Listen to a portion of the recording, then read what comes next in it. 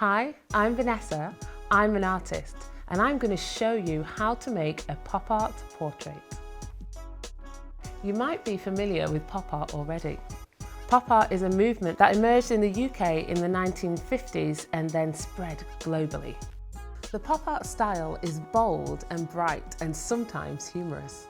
Like this portrait of Queen Elizabeth II by the well-known pop artist Andy Warhol. Warhol was one of the artists who defined the pop art movement in America. I'm going to show you a super simple process on how to create your own pop art portrait.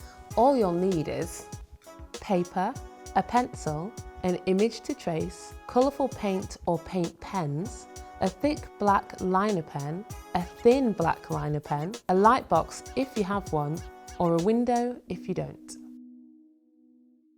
For my pop art portrait, I'm going to use this image of Samuel Coleridge Taylor because I really like the colours and the shapes. Samuel Coleridge Taylor was a British composer and activist. This portrait, painted in 1881, shows Coleridge Taylor when he was around 7 years old.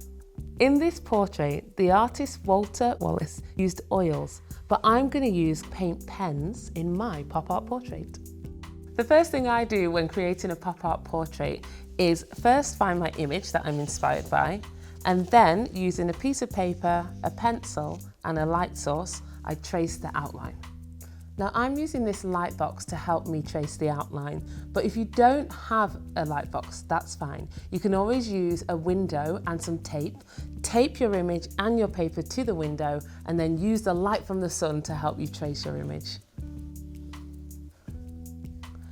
Whilst you're tracing the outline, try and look for areas of light and shadow, because these make really good areas to trace as patterns.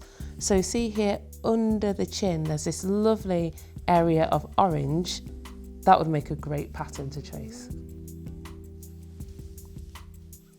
Okay, that's my outline and patterns done. So now that you've finished your pencil outlines and your patterns, it's time to choose the colours. Now you want to create a palette that has a lot of contrast so that as you're filling in the areas of colour, it really pops and stands out. I'm going to choose some complementary colours, and they are colours that are opposite each other in the colour wheel. So maybe a red and some green. I always have to include yellow.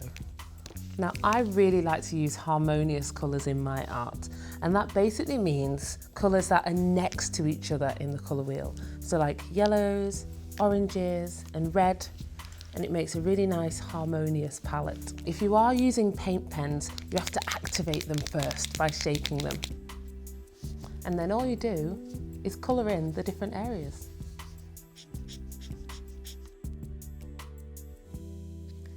So keep adding colour until you've completed all the areas of your portrait. Then you can start adding patterns on top of that. So here I started with a silver base and then added a grey on top of that for my patterns. Then on the hair, I went even smaller on the patterns to try and replicate the curls that are in the sitter's hair. On the chin, adding a bit more brown to have more shadow. And I think I'm going to add a bit more green to this area to add even more contrast. There's no rules in pop art, so you can add patterns wherever you like.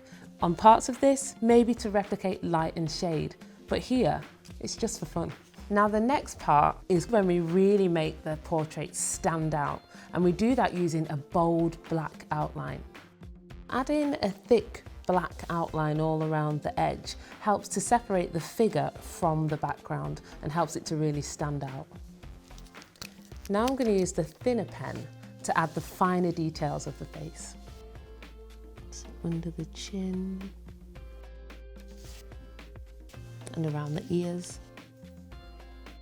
And that's how I create a pop art portrait. And now it's your turn to give it a go. Remember, it can be completely unique.